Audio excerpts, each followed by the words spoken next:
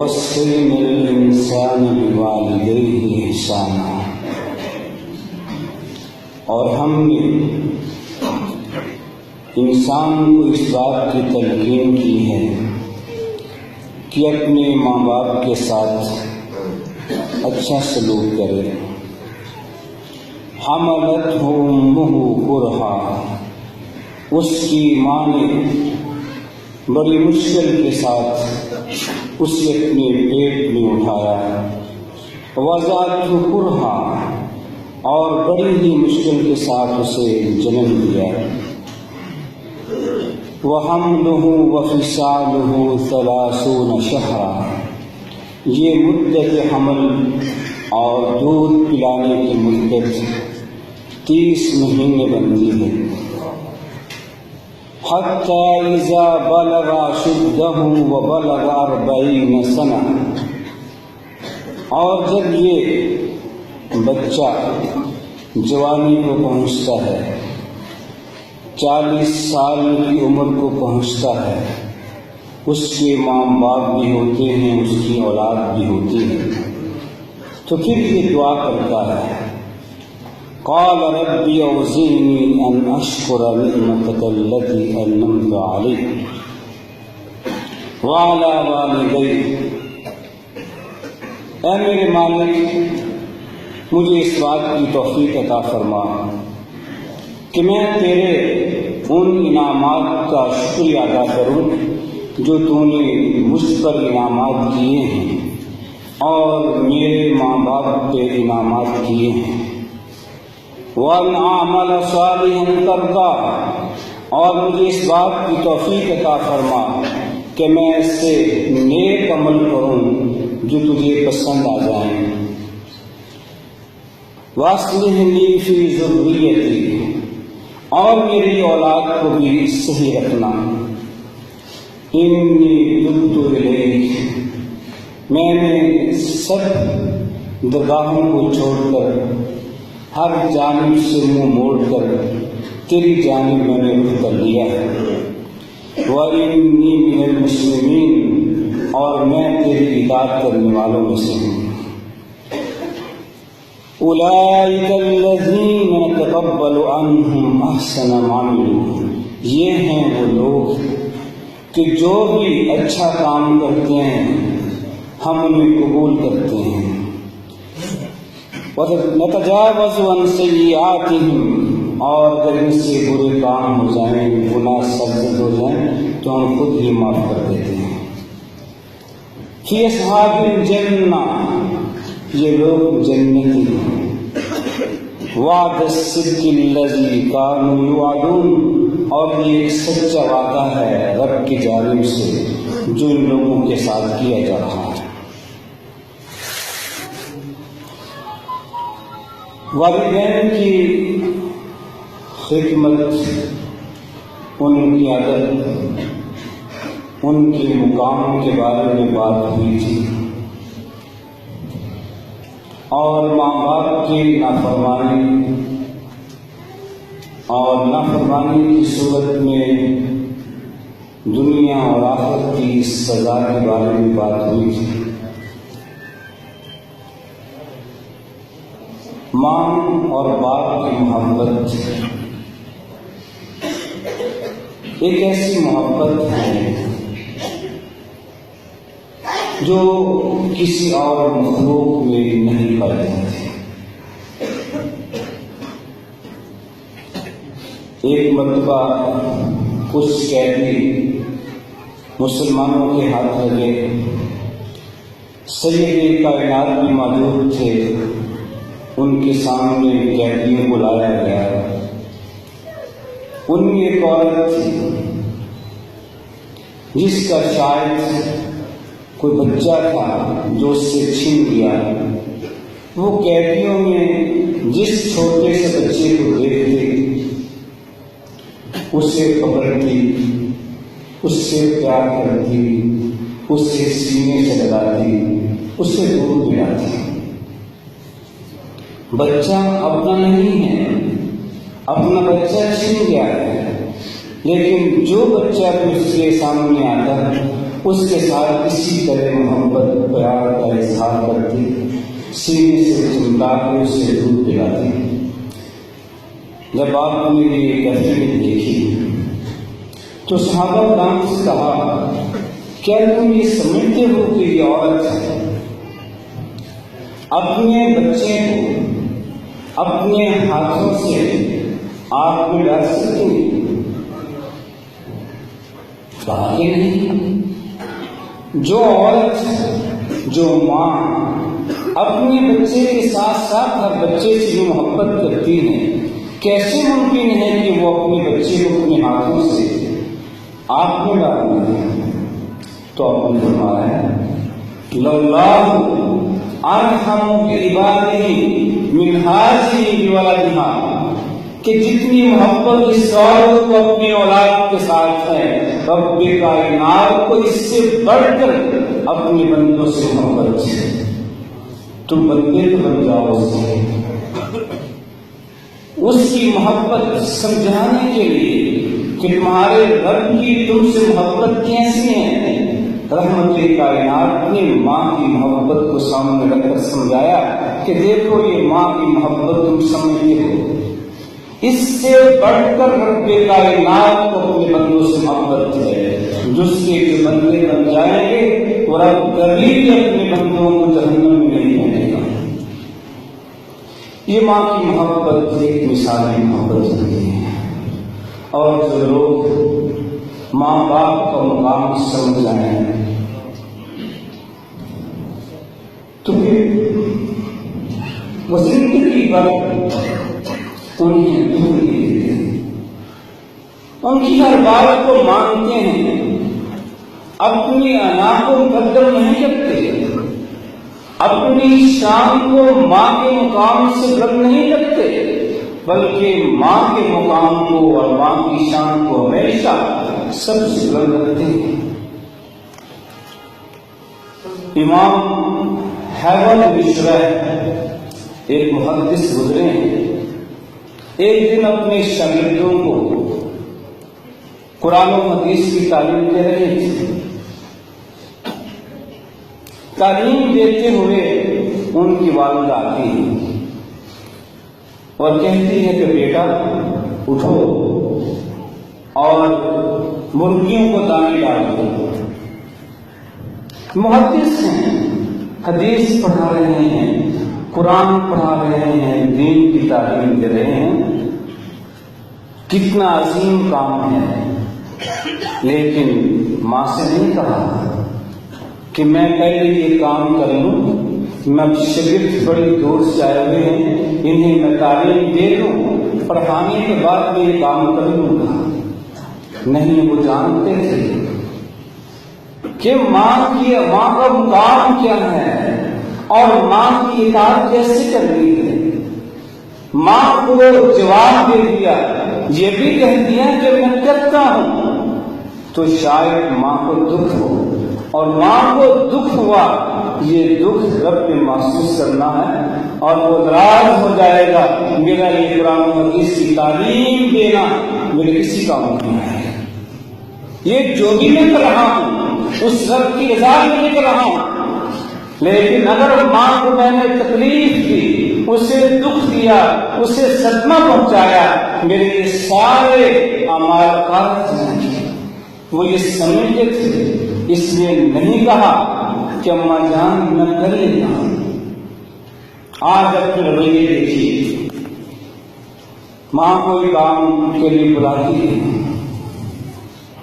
ہم کہتے ہیں اچھا آتا ہوں، پھر چند گزر جاتے ہیں، پھر ماں آواز دیتی ہیں اچھا آ رہا ہوں، پھر آواز دیتی ہے کیا تکلیف ہے، بار بار بلا رہی ہو، میں پڑھ رہا ہوں، بڑا کام کر رہا ہوں، کل میرا پیپر ہے، میرا امتحان ہے۔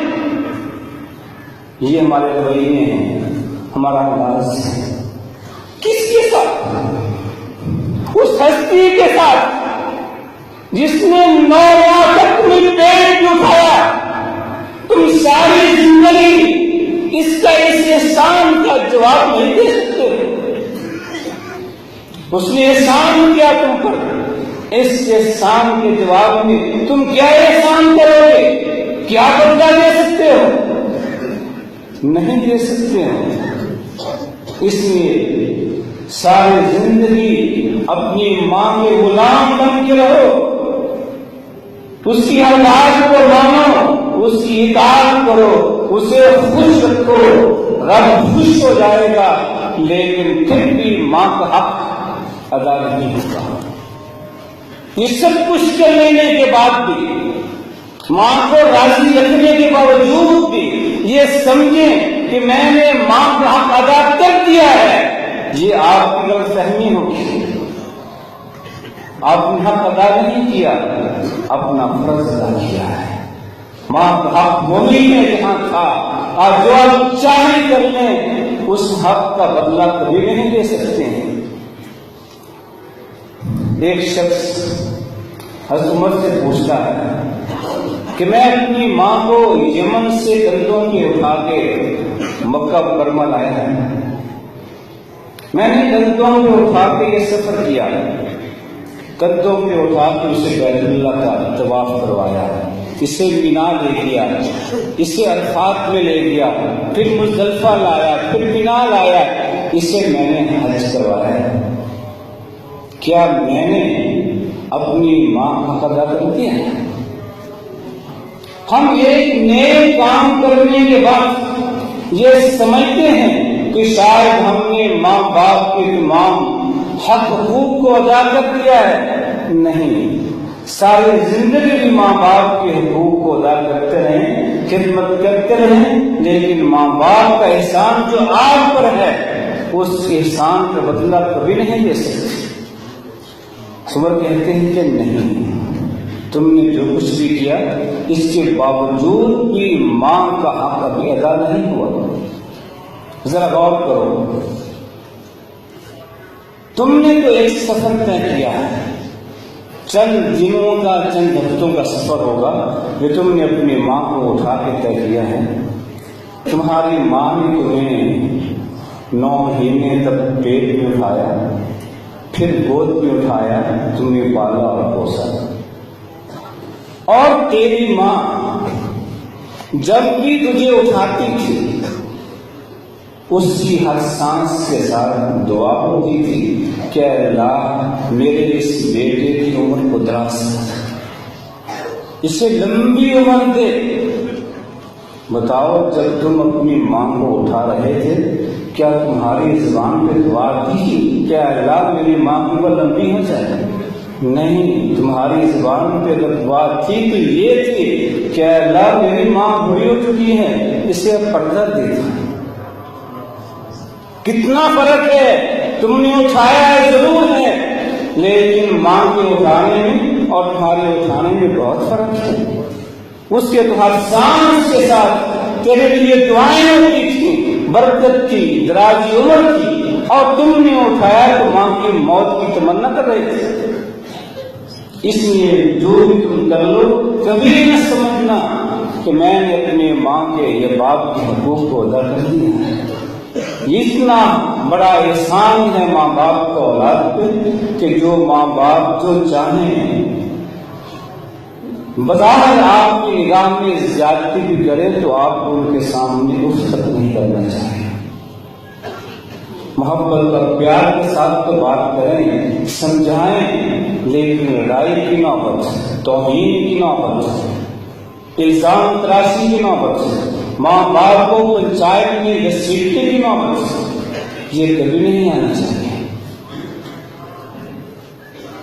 یہ ماں باپ کا مقام ہے، جو سمجھتے ہیں وہ ماں باپ کی عزت کرتے ہیں، احترام کرتے ہیں، اور انہیں دنیا میں خیر ملتی ہے، برکت ملتی ہے۔ ماں باپ کے ساتھ احسان کریں گے، خدمت کریں گے، انہیں راضی رکھیں گے۔ رب کائنات کا وعدہ ہے کہ ان کی نیکیوں کو ہم نے قبول کرنی ہی ہیں، ان کی جو معصیتیں ہیں، گناہ ہیں، ہم نے معاف کر دی ہیں، اور ان کو ہم نے جنتی بنا دیا۔ رب یہ وعدہ کر رہا ہے کہ جو لوگ بھی اپنے ماں باپ کے ساتھ اس میں سلوک سے پیش آئیں گے وہ جنتی ہیں۔ رب کا وعدہ ہے وہ جنت میں بھیجے گا۔ اور دنیا میں بھی انہیں عزتیں ملتی ہیں، ان کی زندگی میں خیر اور برکت آتی ہے۔ حضرت اویس کرنی رحمۃ اللہ علیہ تابعی ہیں، عہد نبوت میں موجود تھے، لیکن اس وجہ سے یمن سے مدینہ نہیں آئے کہ اکیلی ان کی والدہ تھی اور گھر میں کو فرق نہیں تھا جو ماں کو سنبھالتا۔ سید کائنات کا صحابی بننا بڑا شرف ہے، بڑا مقام ہے صحابی بننے کا، لیکن اویس کرنی نے کہا کہ نہیں، ماں کو چھوڑ کر نہیں جا سکتا۔ یمن میں رہے، رحمت کائنات نے حضرت عمر سے کہا کہ عمر میرے بات ہے، یمن سے ایک قافلہ آئے گا جس میں ایک آدمی ایسا ہوگا جس کی یہ علامتیں ہیں، کرن قبیلے کا ہوگا، اس کا نام اویس ہوگا، اس کے جسم پہ ایک نشان ہوگا، اس کی والدہ تھی جو فوت ہو چکی ہوگی، اگر تمہاری اس سے ملاقات ہو تو اس سے دعا کروانا۔ کس سے کہہ رہے ہیں؟ عمر فاروق سے، جو اس امت کے افضل ترین لوگوں میں شمار ہوتا ہے، صحابی رسول ہیں، خلیفہ رسول بنے، لیکن ان سے کہا کہ عمر بے شک تم صحابی ہو، لیکن وہ اویس کرنی کا مقام بڑا بلند ہے، اس کی دعا قبول ہوتی ہے، اس نے ماں کی اتنی خدمت کی ہے، اب اس سے راضی ہو چکا ہے، وہ جو دعا بھی کرے گا اس کی دعا قبول ہو جائے گی۔ اگر اس سے ملاقات ہو تو اس سے دعا کروانا، اس کی دعا ضرور قبول ہوگی۔ یہ شرف ہے ان لوگوں کو ملتا ہے جو ماں باپ کو خوش رکھتے ہیں، ماں باپ کو راضی رکھتے ہیں، لیکن جو ماں باپ کو ناراض کرتے ہیں ان کے لیے بہت بڑے وعید ہیں۔ امام مالک بن دینار مشہور محدث ہیں، یہ خود بیان کرتے ہیں کہ ایک مرتبہ میں حج کے لیے، حج کے بعد میں بیت اللہ کا طواف کر رہا تھا تو دل میں بات آئی کہ کاش مجھے معلوم ہو جائے کہ کن لوگوں کا حج قبول ہو گیا ہے، میں ان کے پاس جاؤں، ان کو دعا دوں، خوشخبری دوں کہ تمہارا حج قبول ہو گیا ہے۔ یہ مجھے معلوم ہو جائے کہ ان کا حج قبول نہیں ہوا ہے، میں ان کے پاس جاؤں، ان کی تعزیت کروں، انہیں بتاؤں کہ تمہارا حج قبول نہیں ہوا ہے، مزید محنت کرو۔ یہ دل میں خیال سا آیا اور چلا گیا۔ رات کو جب میں سویا تو مجھے خواب میں کہا گیا کہ اے مالک، تم نے خواہش ظاہر کی تھی کہ تجھے معلوم ہو جائے کہ ان کا حج قبول ہوا ہے، ان کا قبول نہیں ہوا ہے، تو جتنے لوگ بھی یہاں موجود ہیں، جتنے لوگ بھی حج کے لیے آئے ہیں، چھوٹے ہیں یا بڑے ہیں، مرد ہیں یا عورتیں ہیں، کسی بھی قوم کے لوگ ہیں، میں نے سب حج قبول کر لیا ہے۔ صرف ایک انسان ہے جس کا حج قبول نہیں ہوا اور وہ خواب ختم ہو جاتے ہیں۔ پھر مجھے دن کے وقت یہ بات ذہن میں آئی، کوئی ایک انسان کون ہے جس کا حج قبول نہیں ہوا؟ کہیں میں تو نہیں؟ یہ ہے خشیت الہی، دل میں خوف پیدا ہو کہ رب نے سب انسانوں کو معاف کر دیا، ایک کو معاف نہیں کیا، تو دل میں خوف آئے کہ شاید جس کو معاف نہیں کیا وہ میں ہوں۔ اپنی عبادات پہ، نمازوں پہ فخر نہیں، خوف بھی چاہیے کہ شاید میری عبادات اب یہاں قبول نہیں ہوں گی۔ عبادات پہ فخر کبھی نہیں کرنا چاہیے، بلکہ آج بھی چاہیے کہ میں نے جو عبادت کی ہیں اللہ اس سے قبول کر لے۔ دل میں خوف آیا کہ شاید وہ ایک انسان جس کا حج قبول نہیں ہوا وہ میں ہوں۔ دوسرے دن پھر خواب آتی ہے، کیا مالک وہ انسان تو نہیں ہے، خوش ہو جاؤ تمہارا حج قبول ہو چکا ہے۔ وہ ایک اور انسان ہے جس کا تعلق بلخ قبیلے کے ساتھ ہے، اس کا نام محمد بن ہارون ہے۔ صبح میں چلا کہ دیکھوں وہ کون شخص ہے، وہ کون بد نصیب ہے کہ جس کا حج قبول نہیں ہوا۔ میں بلح قبیلوں کے پاس گیا، پوچھا کہ اس نام میں کوئی آدمی ہے؟ کہا کہ ہاں بہت نیک آدمی ہیں، ہمارے قبیلے میں اس سے بڑھ کے تو آپ بھی تو ظاہر نہیں ہے، وہ 40 سال سے مسلسل روزے رکھ رہا ہے، دن کو رات کو قیام کرتا ہے، ہم سب میں زیادہ قرآن پڑھنے والا ہے۔ میں نے تعجب کیا کہ یہ لوگ کیا کر رہے ہیں اور مجھے خواب میں کیا کہا گیا ہے۔ میں نے کہا وہ کہاں ملے گا؟ کہا وہ شہروں میں نہیں رہتا ہے، باہر چلے جاتا ہے، کسی ویرانے میں جا کے ڈھونڈو۔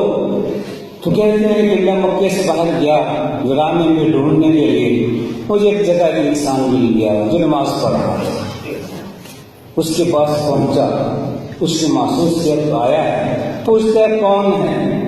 میں نے کہا مالک بن دینار۔ کیوں آئے ہو؟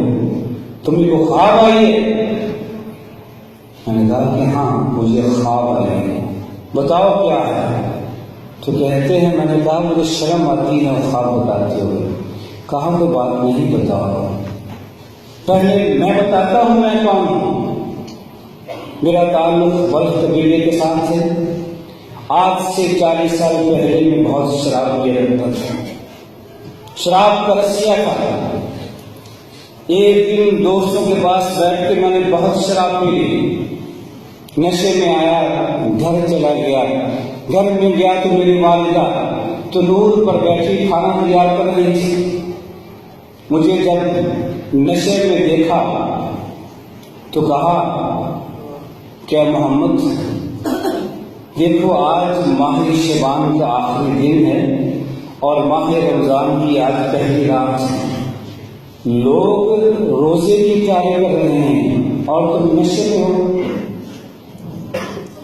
ماں نے مجھے سمجھایا، میں نشے میں تھا، میں نے ہاتھ اٹھایا، اس کو تھپڑ مار دیا۔ تو میری ماں نے کہا کہ تو ذلیل ہو جائے، رسوا ہو جائے۔ مجھے اور غصہ آیا، میں نے ماں کو اٹھایا، جلتے دور ڈال دیا۔ میری بیوی مجھے دیکھ رہی تھی، اس نے جلدی سے مجھے پکڑا، ایک کمرے میں بند کر دیا، باہر کمرہ لاک کر دیا۔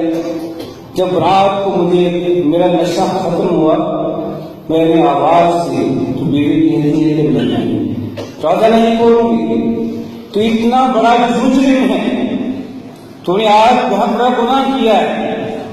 میں نے کہا کیا کیا ہے؟